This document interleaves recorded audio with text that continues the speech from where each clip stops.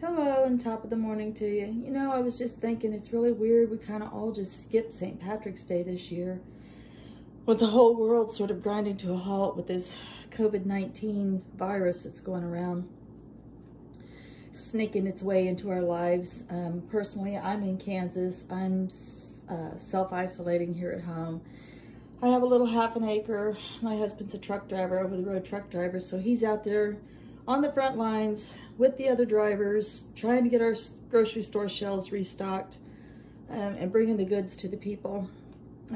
So God bless him and all the drivers out there and everybody else that's, you know, out there and has to deal with it. I luckily am able to stay at home.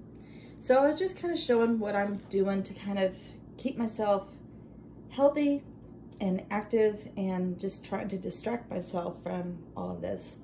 So I've been doing a smoothie every morning for as long as the fruit holds out. I went out before it all started, before the shit hit the fan, so to speak, and got some fruit. So I'm making myself a smoothie every morning. I've also got probiotics in here.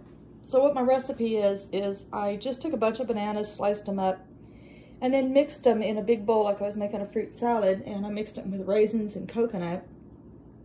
And then I separate them into baggies, like this, so you can freeze your bananas. And I don't normally put bananas in my smoothies because I don't like the sliminess that they add. I'm not sick, I'm choking on a piece of raisin in my throat.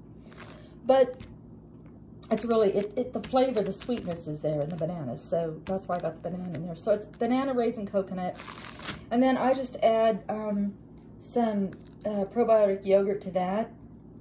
And then I'll put a little milk in it because I'm trying to get some, you know, a good deal of vitamin D right now. And then I top that off with ground flaxseed. I just add 4 ice cubes and then bring it up to about here. And I'm just using lavender tea, just whatever. It's not even tea. It's just an infusion. I just make sun tea all the time. So this one's lavender. So anyway, so I top it off with that and then, you know, mix that in my little Ninja. Then I'm doing vitamin C, vitamin D, and I'm also, right now I'm using a mullein tincture because I'm just getting over bronchitis. So I made some mullein tincture. Now this one was made with 40% alcohol, which I kept it low because the only mullein I had in the house was dried. So I made my tincture by just filling up my bottle with mullein to about there, and then I completely up to the cap with the vodka, and then you cap it and you leave it in a dark, sort of semi-warm place, not really warm, just, you know, someplace where it's not going to be cold, and infuse that let that brew for 6 weeks. And then I'm just adding 5 drops a day. Mullein, it's good to have in your yard. It grows out in the wild.